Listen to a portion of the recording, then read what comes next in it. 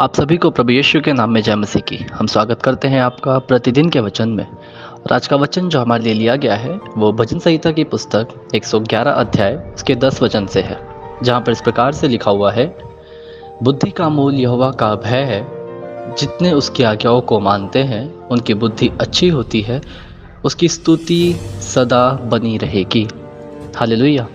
मेरे प्रियो, परमेश्वर का वचन इस बुद्धि के महीने में आज एक बार फिर आपसे और मुझसे बुद्धि के बारे में बात करते हुए कहता है कि कैसे वो बुद्धि हमारे अंदर और भी ज़्यादा बहुतायत से उत्पन्न हो सकती है।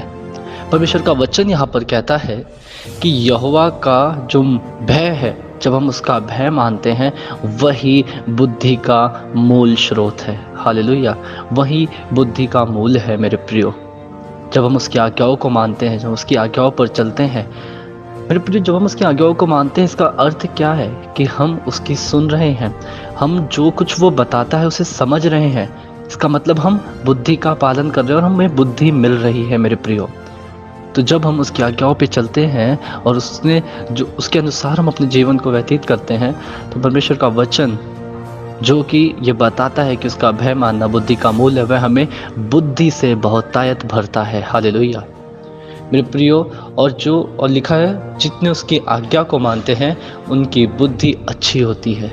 जो उसकी आज्ञाओं को मानते हैं, उसके पथों पर चलते हैं, उनकी बुद्धि और भी ज़्यादा एक सोने के समान, जिस प्रकार से हम सोने को और भी ज़्यादा तपा के उसे चमकाते हैं, वैसे ही उसकी बुद्धि भी नई होती रहती है जब वो आज्ञाओं को मानता है।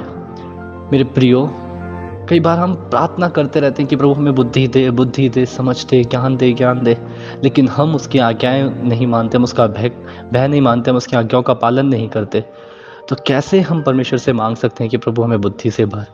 क्योंकि वो तो भरना चाहता है, बट हम वो नहीं करते जिससे बुद्धि उत्पन्न होती है, जिससे समझ और ज्ञान उत्पन्न होता है। क्योंकि उसकी स्तुति तो सदा की है, क्योंकि उसका वचन तो सदैव का है। हालेलुया। तो क्यों ना मेरे प्रियो, हम प्रार्थना करें और प्रार्थना के साथ साथ अपने जीवन में इस वचन को लागू करें, उसका भय माने, उसकी आज्ञाओं को माने और बढ़ते रहें।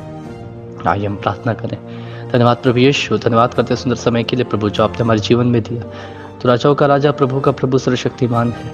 हे प्रभु यीशु, इस सुंदर दिन को, सुंदर समय को आपके हाथों में सौंपता हूँ। प्रभु, जो इस वचन को सुनते हैं, पढ़ते हैं, मनन करते हैं, अपने आशीषित कर प्रभु यीशु। अपने नाम से पिता प्रभु ने बुद्धि से भर पिता प्रभु, ताकि वो तेरे भय का पालन करने पाए प्रभु, तेरी आज्ञाओं पर चलने पाए।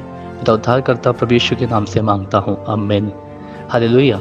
आप सभी को प्रभु यीशु के नाम में जय मसीह की। आपका दिन शुभ हो।